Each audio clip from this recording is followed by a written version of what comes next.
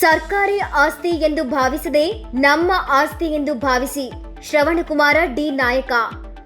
ಇಂದು ಯಡ್ರಾಮಿ ತಾಲೂಕಿನ ಈಜೇರಿಯಲ್ಲಿ ನಡೆದ ಕರ್ನಾಟಕ ರಾಜ್ಯ ರಸ್ತೆ ಸಾರಿಗೆ ಸಂಸ್ಥೆ ಕಲಬುರಗಿ ವಿಭಾಗ 2 ವತಿಯಿಂದ ಹಮ್ಮಿಕೊಂಡಿದ್ದ ಈಜೇರಿ ಬಸ್ ನಿಲ್ದಾಣದಲ್ಲಿ ದೇಣಿಗೆ ಸಮರ್ಪಣಾ ಕಾರ್ಯಕ್ರಮವನ್ನು ಉದ್ದೇಶಿಸಿ ಮಾತನಾಡಿದ ಶ್ರವಣಕುಮಾರ ಡಿ ನಾಯಕನವರು, ಇಂದು ಈಜೇರಿ ಗ್ರಾಮದ ಸರ್ಕಾರಿ ಬಸ್ ನಿಲ್ದಾಣದಲ್ಲಿ ಸಾರ್ವಜನಿಕರಿಂದ ದೇಣಿಗೆ ರೂಪದಲ್ಲಿ ನೀಡಿರುವ 30 ಆಸನಗಳನ್ನು ಸಾರ್ವಜನಿಕರಿಗೆ ಬಳಕೆ ಮಾಡಲು ಚಾಲನೆ ನೀಡಿ ಮಾತನಾಡಿದ ಸಾಮಾಜಿಕ ಹೋರಾಟಗಾರರಾದ ಶ್ರವಣಕುಮಾರ ಡಿ ನಾಯಕನವರು, ಬಸ್ ನಿಲ್ದಾಣದಲ್ಲಿ ಸಾರ್ವಜನಿಕರಿಗೆ ಕೂರಲು ಆಸನದ ವ್ಯವಸ್ಥೆ ಇರದ ಕಾರಣ ಇವತ್ತು ಬಸ್ ನಿಲ್ದಾಣದಲ್ಲಿ ಆಸನಗಳ ವ್ಯವಸ್ಥೆ ಮಾಡಿದ್ದು ಬಹಳ ಸಂತೋಷದ ವಿಷಯ.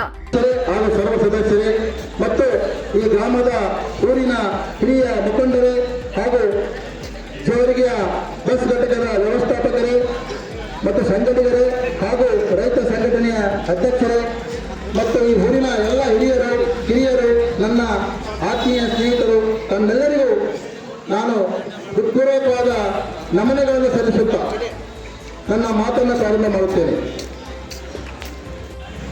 ಈ ಒಂದು ಆಸನಗಳ ವ್ಯವಸ್ಥೆ ಯಾವ ರೀತಿ ಮಾಡಿದೀವಿ ಅಂತೇಳಿ ನಮ್ಮ ವೆಂಕಟೇಶ್ ಬಿಟ್ಟಿರೋರು ಕೆಲವಿದ್ರು ಸಂಕ್ಷಿಪ್ತವಾಗಿ ಹೇಳ್ಯಾರ. ಅದ್ರ ಬಗ್ಗೆ ನಾವು ಜಾಸ್ತಿ ಮಾತಾಡಕ್ಕೆ ಹೋಗಲ್ಲ.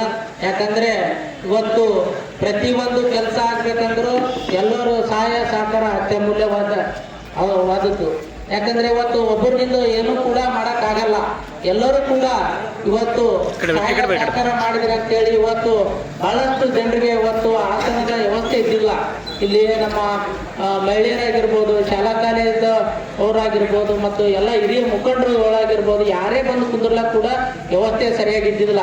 ಅದನ್ನು ಎಲ್ಲ ಇವತ್ತು ಈಜೇರಿ ಗ್ರಾಮದ ಎಲ್ಲ ನಮ್ಮ ಹೋರಾಟಗಾರರು, ಸಾಮಾಜಿಕ ಚಿಂತಕರು ಮತ್ತು ಪತ್ರಕರ್ತರು ಎಲ್ಲ ಹೀಗೆ ಅನೇಕ ಬುದ್ಧಿವಂತ ಜೀವಿಗಳು ಇವತ್ತು ಎಲ್ಲರೂ ಆ ಒಂದು ಕೆಲಸ ಮಾಡುವಲ್ಲಿ ಬಹಳ ಯಶಸ್ವಿಯಾಗಿದ್ದಾರೆ.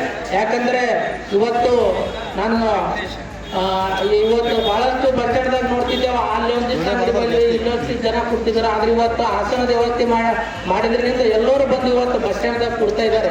ಯಾಕಂದ್ರೆ ಇಂಥ ಬಸ್ ಸ್ಟ್ಯಾಂಡ್ ಯಾವ ನಮ್ಮ ತಾಲೂಕಿನಾಗ ಎಲ್ಲಿ ಕೂಡ್ರೂ ಸಿಗಲ್ಲ. ಇವತ್ತು ಜೇವರಿಗೆದಾಗ ಇದ್ರೂ ಅಷ್ಟು